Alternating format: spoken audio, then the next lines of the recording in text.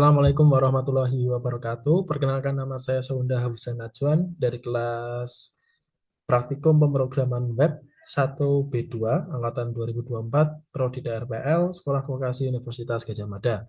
Pada kesempatan kali ini saya ingin menjelaskan terkait proyek akhir saya untuk tugas akhir PPW, yaitu membuat suatu website. Website yang saya buat sendiri adalah website manajemen stok toko alat tulis yang berguna untuk membantu inventaris dalam gudang atau warehouse dari suatu toko alat tulis. Adapun untuk target user adalah staff, karyawan, atau pekerja di bagian gudang. Dan untuk website sendiri terdiri dari sekitar 5 sampai 6 eh, page, yaitu dari login, sign up, dashboard, manajemen produk, manajemen transaksi, laporan, dan nanti ada fungsi logout. Oke, selanjutnya ini adalah bagian dari HTML manajemen produk. Seperti biasa untuk strukturnya ada navigasi, kemudian judul. Di sini juga saya menyediakan filter bar untuk jumlah stoknya. Kemudian ada tabel produknya. Kemudian ada modal untuk nanti tambah produk. Kemudian nanti ada juga modal untuk edit produk seperti ini.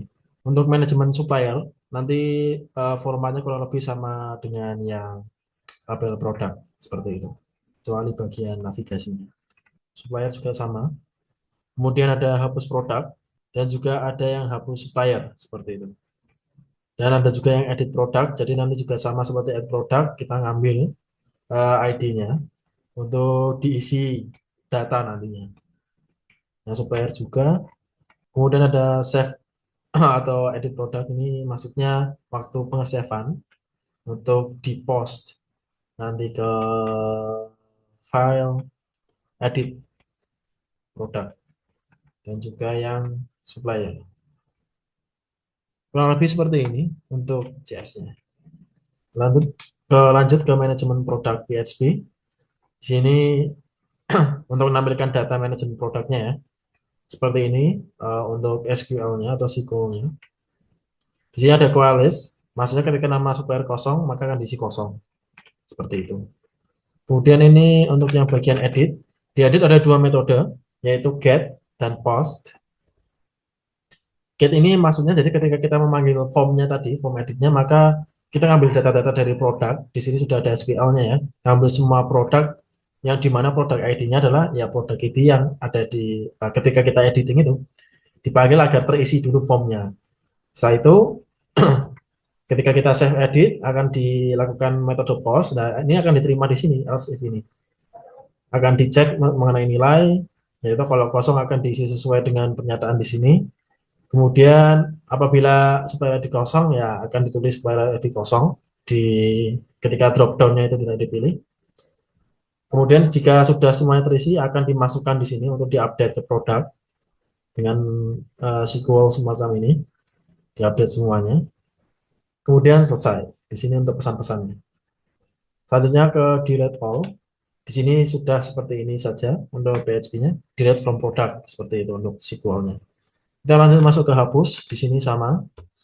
Kita ini bikin koneksi. Kemudian dilanjut dengan pengecekan apa request method adalah post dan di dalam URL-nya itu ada ID-nya atau tidak. Jika ada diambil ID-nya, kita lihat ID-nya. Kita lakukan statement prepare untuk mencegah SQL injection. ID-nya dimasukkan. Apabila produk ID-nya itu adalah sesuai dengan ID-nya, maka sukses, jika enggak error, seperti itu. Itu lewat metode get. Selanjutnya ada proteksi. Sebagaimana tadi proteksi dashboard, semuanya punya proteksi ini untuk mencegah cacat backward aja dari browser. Seperti itu. Untuk yang bagian supplier juga sama dengan yang tadi saya sebutkan di PHP yang produk seperti edit, delete all, hapus, dan lain sebagainya. Kemudian ada select supplier. Select supplier ini untuk drop down-nya. Ini hanya ada di tabel produk. Selanjutnya ada yang add data, sama di sini. ngambil ID, maaf ngambil masing-masing nilai, akan dicek apakah ada, jika ada eh, akan dimasukkan ke else, ya, list product. Namun jika misalnya kok sudah ada itu barangnya, maka akan dianggap sebagai duplikat atau data duplikat itu. Eh, Kurang lebih seperti itu untuk manajemen produk. Oke, selanjutnya kita langsung saja demonstrasi untuk websitenya. Pertama kita coba untuk memasukkan username dan passwordnya yang belum pernah kita buat sebelumnya. Nah, seperti ini.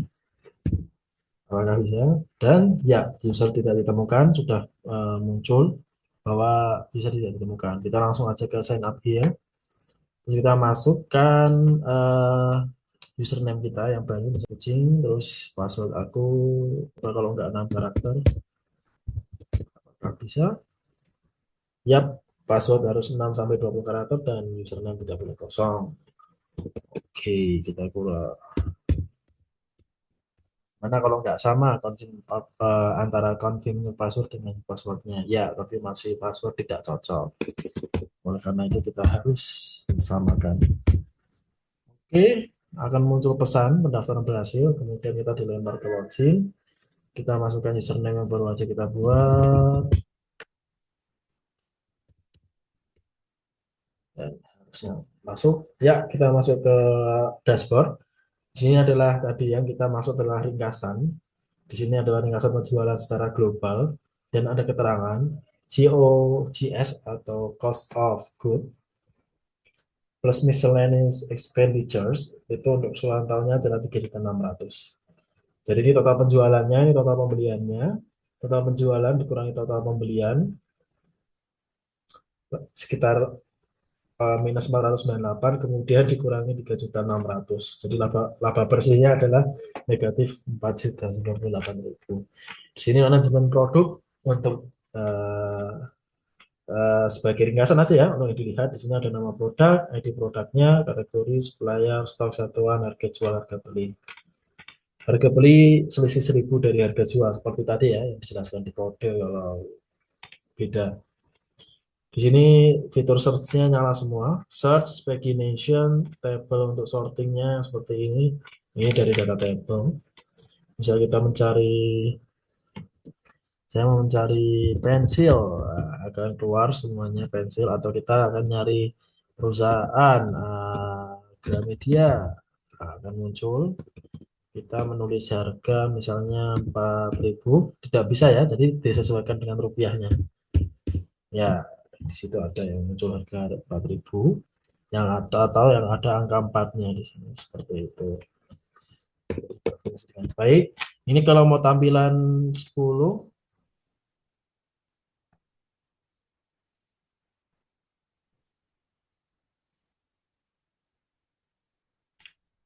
oh maaf belum ke clear. Nah, ini kalau tampilan entry 10 kita bisa diubah di 25 ya, karena datanya cuma sampai 20 di sini.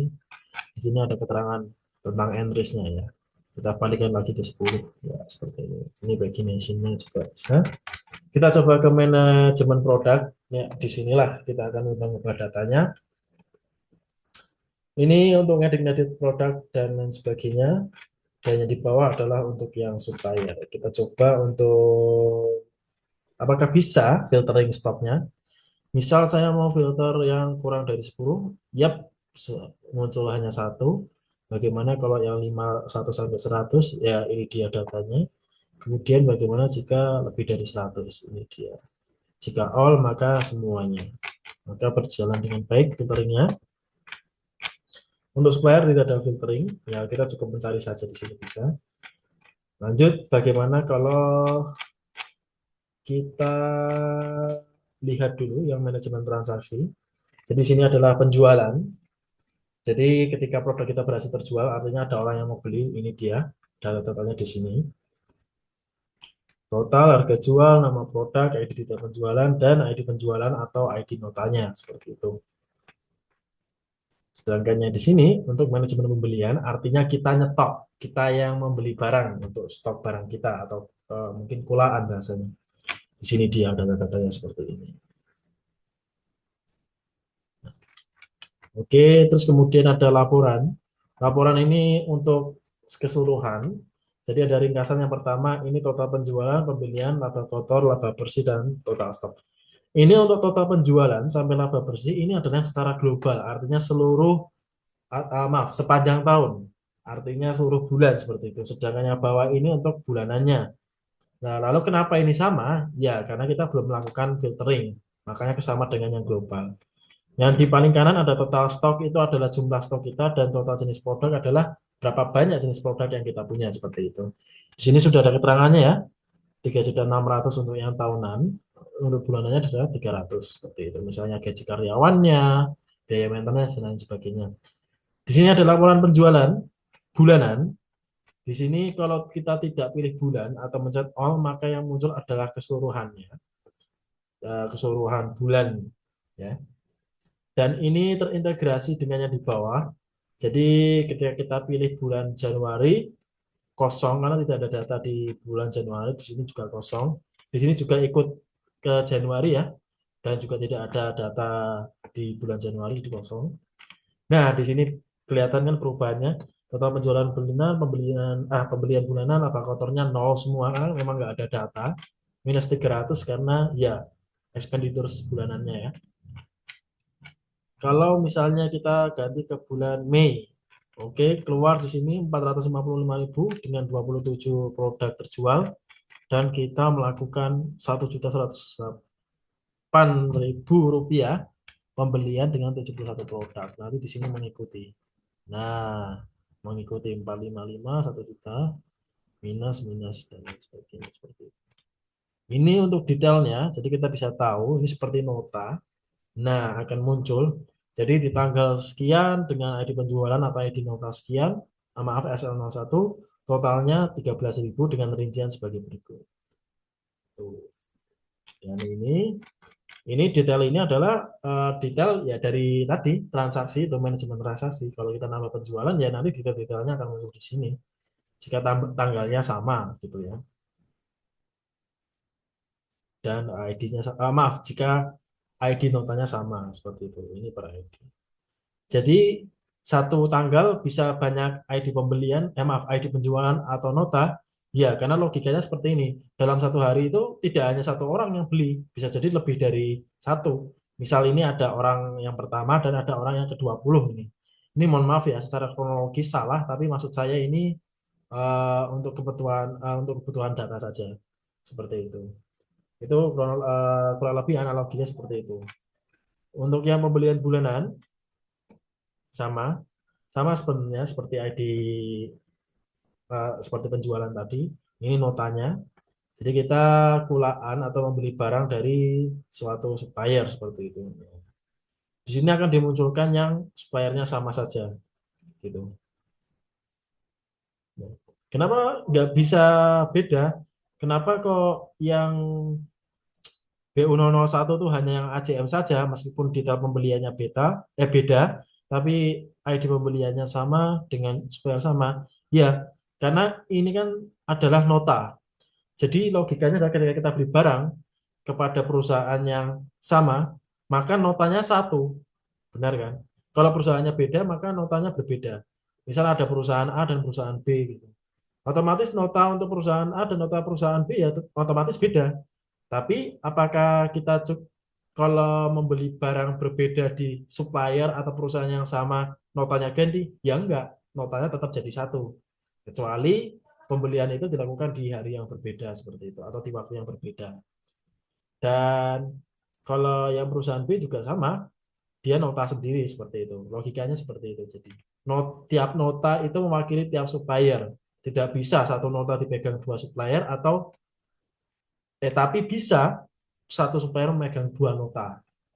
Yang nggak bisa adalah dua supplier memegang satu nota. Seperti itu. Ini laporan stok produk. Ini detailnya. Di sini ada ID produk, nama produk, ID supplier, nama supplier, jumlah stok, harga jual, dan harga beli. Harga beli selalu minus 1.000 ya, karena saya setting di data di PHP-nya untuk minus 1.000 dari harga jualnya. Seperti itu. Ini adalah jumlah stoknya, keseluruhan, dan jumlah jenisnya. Jadi ini secara global ya, artinya tidak bulanan, tidak terpengaruh bulanan. Artinya ini akumulasi dari semua bulan atau bahasanya sepanjang tahun seperti itu. Jadi kurang lebih seperti itu untuk penjelasan kode dan demonstrasi dari websitenya. Kurang lebihnya mohon maaf apabila saya ngomongnya terlalu belepotan, kecepatan, nggak jelas dan lain sebagainya. Terima kasih yang telah mau memperhatikan dan terima kasih kepada dosen dan asisten praktikum dan kepada teman-teman yang menonton video ini. Terima kasih. Wassalamualaikum warahmatullahi wabarakatuh.